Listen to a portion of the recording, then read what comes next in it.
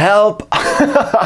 If you are saying help, I am an overthinker. I'm overthinking too much. I'm ruminating too much. We are going to talk about that in this video. So what is it to ruminate? What is it to overthink? Is there a difference between the two? I oftentimes wondered about this, and I realized that ruminating is taking a negative thought that's stressing you out, that's causing you to be fearful, and you're thinking about this thing over and over and over again. You keep on thinking about this thing and you keep on playing this thing in your mind. That is what ruminating means. And then you get overthinking. Overthinking is taking a thought and making it way bigger than what it actually is. Now, if you take a negative thought, if you take a fearful thought, you think about it the whole time, you play it in your mind over and over and over again, or you take it and you make it bigger than it actually is, then you are busy ruminating or overthinking. And this can cause a lot of fear, stress, and anxiety in your life, and we definitely don't want that. So in this video, I'm going to help you, and I'm going to give you 5 things to deal with ruminating and overthinking. Number 1, be aware of when you are doing it and why you are doing it. When you are overthinking, when you are ruminating, you have to stop and at what times am I doing this? And at what times, I'm not necessarily meaning what hour of the day. When I say what times am I doing this, every single time somebody brings up a specific topic, I'm ruminating or I'm overthinking. And then try to see why you are doing this. Because say for instance, every single time somebody brings up the topic of relationships and now you are ruminating and overthinking about this. Every single time somebody brings up the topic of finances, you are ruminating and overthinking about it. Every single time somebody brings out the topic of performance, you are ruminating and thinking about it. That gives you a great indication that that topic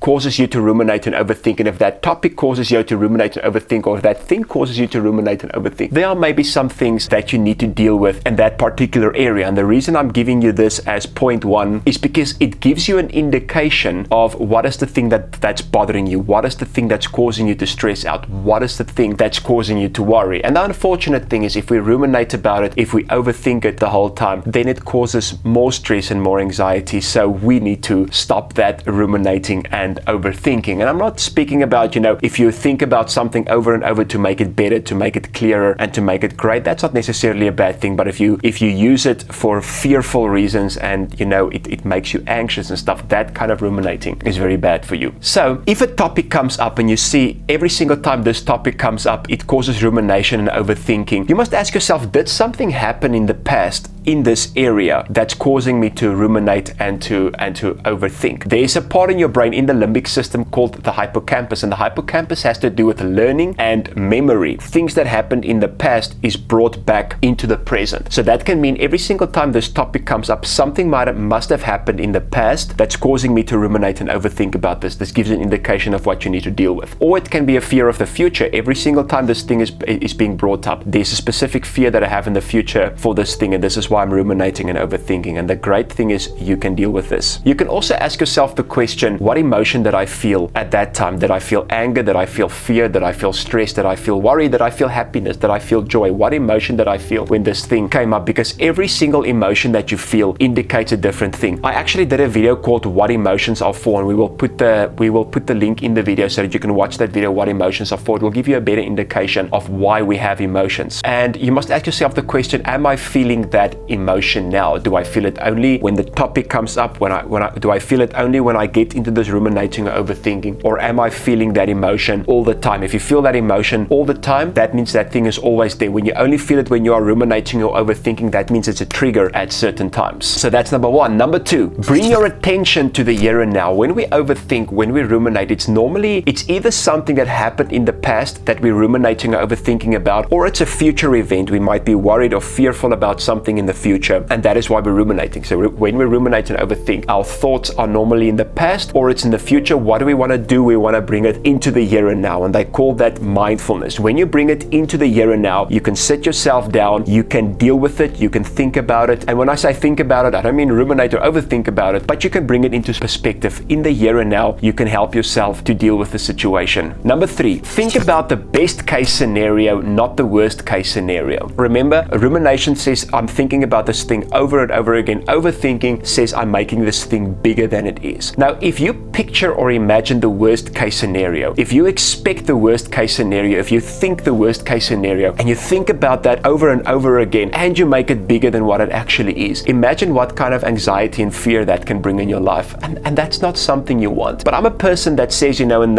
get a lot of people that say, don't expect something great because then you won't be disappointed. But I'm a person that says, I strongly believe what you expect, what you think about, what you imagine, that is something that can happen in your life. So I want to encourage you to expect great things. I don't mean don't be grateful for where you are, because if you always want bigger, if you always want greater, and you're not satisfied with where you are, that can also cause something negative in your life. But while you are grateful for where you are, while you are happy where you are, and in this process of dealing with the things that you need to deal with, have a good expectation. Picture the best scenario and don't always picture the worst scenario, because if you're in ruminating and if you're in overthinking and you picture the worst scenario the whole time, this can cause a lot of turmoil in your emotions. Now, before I go on to number 4 and 5, I want to remind you that I do sessions in the workplace on emotional intelligence and the importance of mindset. So I do this in businesses, and I can do it over social media, so I can do it all over. And I do individual sessions, group sessions. If you want to contact me about that, my email address will be on the screen. And remember to like, subscribe, comment, and share this video. Okay, let's go to number 4. Stop believing everything you think.